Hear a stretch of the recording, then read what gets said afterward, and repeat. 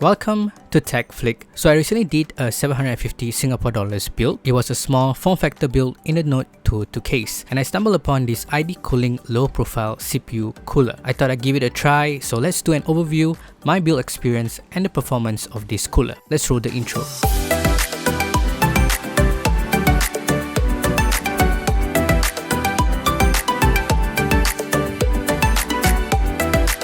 Alright, so this CPU cooler is from a company called ID Cooling. And if you haven't heard of this company, they release products which cater to PC cooling like air and water cooling, and they even produce case fans. Today, we have the ID Cooling IS-40X CPU cooler. This is one of their low profile CPU cooler, and it comes in at 29 Singapore dollars, which is equivalent to around 21 US dollars. I bought this from the official ID Cooling online store in Lazada, and I'll leave a link down below. The orange and black box does advertise some of the features of this CPU cooler, and one of the features is that it is capable to cool processor with a maximum of 100 watt TDP. I'm going with a Ryzen 3200G for the processor, and it only has a 65 watt TDP, so this CPU cooler will be ample enough to cool my processor. It is also compatible on a wide range of both Intel and AMD sockets, which is nice for those of you looking to cool your small form factor build. Now let's take a look at what's included inside. The unboxing is pretty straightforward, and first up we have this small user guide which shows you how to install the bracket and CPU cooler to your motherboard, so this is gonna be pretty handy. Next up, we have the accessory packs with a bunch of mounting solutions for both Intel and AMD sockets. The bracket is compatible to sockets like the AM4 socket for Ryzen processor and the latest LGA 1200 socket for Intel 10th Gen processor, and plenty more. For the amount of sockets compatible, it's surprising that ID Cooling managed to keep the accessory pack this compact. They also provide washers and a couple of mounting screws, and also a small tube of thermopaste. And of course, finally we have the CPU cooler itself. On first impression, this thing is pretty slim and light. The overall dimension of the CPU cooler is 93mm in length, 101mm in width, and a height of 45mm. It comes in this black and white look, and there is no RGB inside whatsoever. So you only have to deal with one cable, which is the fan connector. Nice! Taking a closer look at the CPU cooler, we find that the fan is attached to the heatsink by two clips. In order to remove the fan from the heatsink, simply lift and pull the clip away from the heatsink, and the clip should come unhooked. Repeat the same procedure for the other clip. It is pretty easy to do, and let's say you want to clean the fan and heatsink individually, it's easy to separate them. This is a 92mm fan and is 15mm in height. It comes with 11 fan blades in white for high airflow, and the ID Cooling logo is situated in the middle. The fan cable has a total length of 310mm. Typically, you don't need that long of a cable as you will be using this on a mini ITX motherboard, so everything is compact and the fan header is most likely near the processor. The fan connector is also a 4-pin, so you can control this fan in PWM mode too.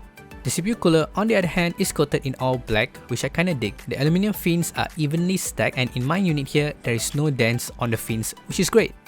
It also includes 4 6mm copper heat pipes for effective heat transfer.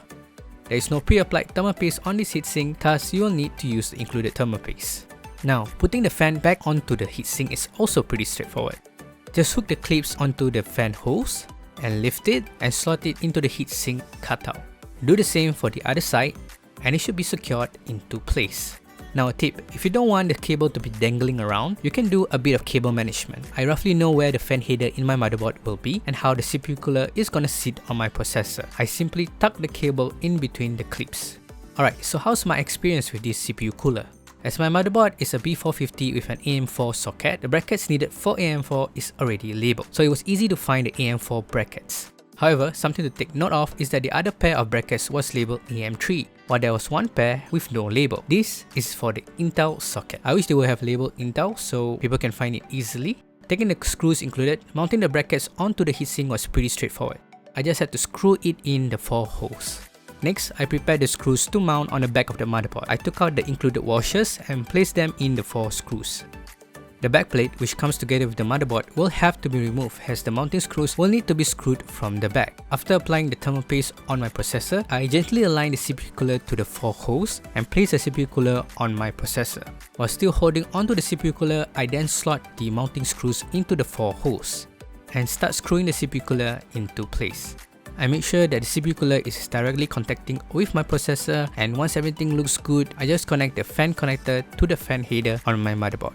And that's it for the installation. It's pretty simple to do, not hard at all. There was also no RAM clearance issue, though I wish there was some sort of a backplate included. Now if you're curious on how the size is compared to the Ryzen stock cooler, here you can see the size comparison between the Rift Staff cooler and the ID Cooling CPU cooler, and also how slim it is when mounted on the motherboard.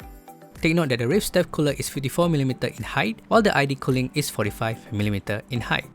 Alright, I thought you guys want some thermal performance tests, so I did a quick test while playing games comparing the ID Cooling CPU cooler against the Rift Staff stock cooler, and here are the results.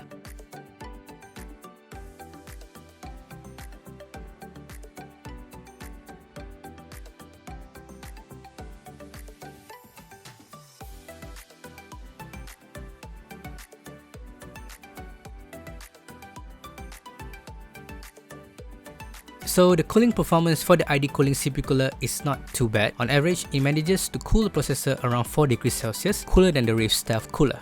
Overall, I think this slim profile CPU cooler is a great value, especially for small form factor case. The size of the CPU cooler is slimmer and more low profile than the stock cooler, and it's great for that tight space in a small form factor case. It is also relatively cheap, and it only cost me 29 Singapore dollars. The black and white theme is pretty minimal, and I find it to be pretty silent in my testing so far. But the best part of it is that it helps in keeping the processor temperature lower than the stock cooler, probably due to the 4 copper heat pipes and 11 bladed fan for high airflow. Alright, so that's it guys for this ID Cooling CPU cooler overview and build experience. And if you have a small form factor case, do let me know what CPU cooler you are using. And if you have any questions, do leave a comment down below.